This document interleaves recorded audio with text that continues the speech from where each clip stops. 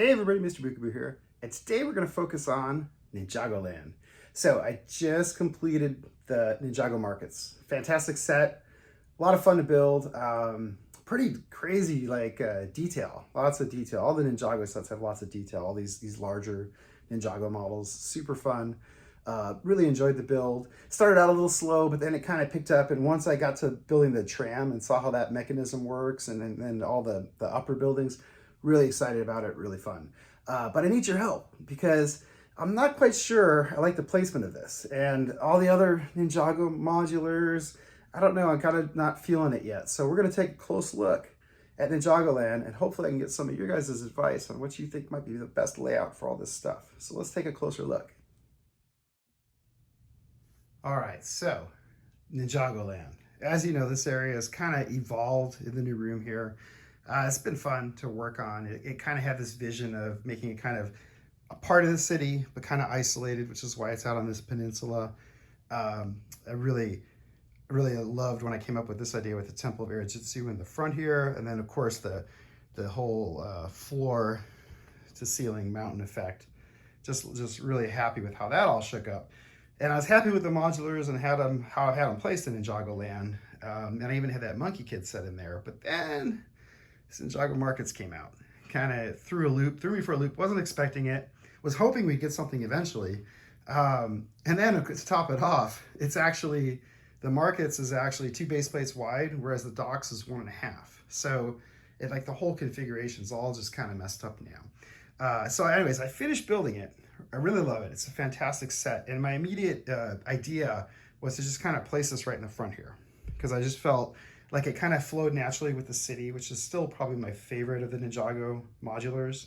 And I just really loved the visual of that. So that's what you see here is, so we have the Ninjago city with the markets next to it, and it just really flows. If we get in a little bit closer here, you can kind of see how it all connects up, it all lines up, it just works. And I'm pretty excited about that.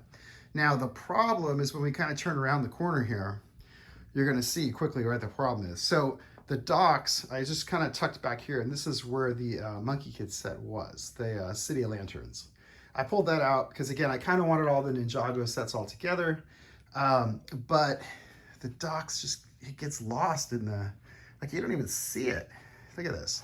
I mean, you can kind of see it peeking out through here, right through the marketplace, which I guess is okay, but I don't know, what do you guys think? It just gets lost in the shuffle there. But I don't know how to reconfigure this to make it so that you could see it. I mean, I suppose I could flip these, rotate them 90 degrees, but then you're gonna lose this beautiful frontage that you see right here with the markets, with that little red bridge, and then the sky tramway, the tramway there going. And then again, with the Ninjago City, the gardens I'd already kind of given up on, and it's kind of tucked in the back corner here. It's actually in a different configuration than what most people do. So they're actually, you can kind of see how they're kind of like opposing sides. So if you look at it from the angle over here, and let's cut around here so you can kind of get this side view, you actually get to see the backside of it from here, which I feel it doesn't look quite bad. It's actually pretty good looking for a modular, not like some of these other ones where they're kind of from the backside.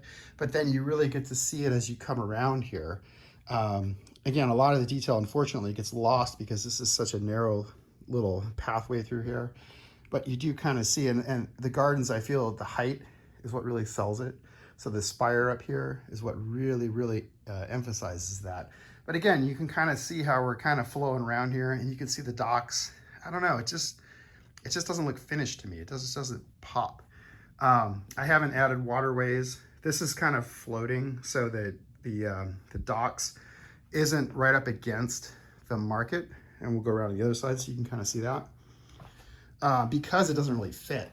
So, I mean, you could put this right next to it here, but if you did that, then the dock is literally right up against the edge of the docks on the market side, and there's no way a little boat can get through there. So instead, I was thinking of maybe doing a little waterway here, and then there's a little bit of room here for a waterway, because it's actually a good thing that the docks is shorter. So I could actually, this was the piece that I'd actually custom built when the docks were flipped. So this actually kind of finished off, so you didn't have like these kind of hanging sidewalks that don't go anywhere. So I'd kind of built this, and I could mirror this and flip it. But it just, I don't know. I don't know. What do y'all think? Do you think I can reconfigure this somehow to make this work? I mean, it's possible I could put the taller buildings in the back, but then if I did that, I don't have enough frontage in the front here to put the docks next to the marketplace. It's just too wide. I could try flipping things 90 degrees, but then again, you lose this frontage here. But I guess it'd be nice if maybe the city was here and then you had the market over here, and then perhaps the gardens on that corner and the docks back there. I don't know. I'm really struggling with this. Try to figure out the best configuration for that. A really wild idea that I had was taking the docks, putting that maybe down here where the Temple of Air-Jitsu is, and then putting the Temple of Air-Jitsu up where the garden is, or not the garden, up where, beyond the gardens, up by the grocery store there. But then I lose these little modulars that I built, and then I don't know how that would fit next to the hotel and the jazz club. I just think it's, I don't know, it just seems a little much to me, like it's not gonna work. So that's my dilemma right now. But let's take a look at this set, because you really wanna see. This is really cool. The colors on this are fantastic. I love the purples and the dark blue. Of course, you got the lime green with the teal blue. Really, really cool. Very Ninjago-y. Very, very lots of color, pops, all the signs, and tons of minifigs. This is a really cool set. And like I say, it really fits right next to the Ninjago City, I feel. This is probably one of the better ways to configure. I haven't tried the other options yet. I haven't tried this like reversed and like next to the gardens or anything like that, but I don't know. I just feel like this right here, when you walk in, it's really impressive. It gives you some visual interest because you have all this little stuff in the front here that I did, and then you have the city with the markets with the little tramway. Yeah, I don't know. It's a fun set though, really cool stuff. So I don't, and maybe there's some other way I can reconfigure this whole peninsula that I have here to make things even more visible. Maybe there's a way to raise up, you know, the gardens and the docks somehow.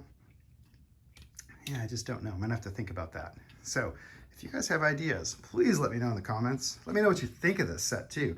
Have you gotten the markets yet? It's definitely a fun set for Ninjago fans. Even if you're not a Ninjago fan, these sets, like I say, the detail is just extraordinary. Amazing level of detail, fantastic addition to almost any city you can kind of fit it into, especially if you kind of want to go with more of like an Asian flair in your city.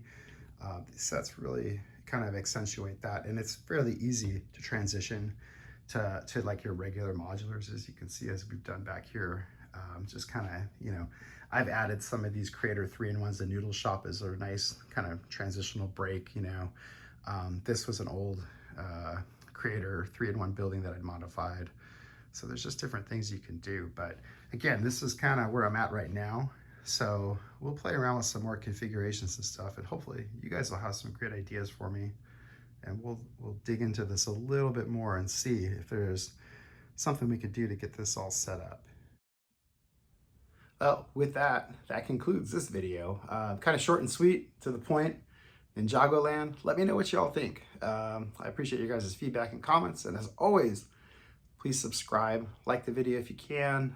Leave me some comments. I really appreciate it. And I appreciate all of you guys and all your support. And we'll be back soon, hopefully with a final configuration for that Ninjagoland. All right, take care. Bye.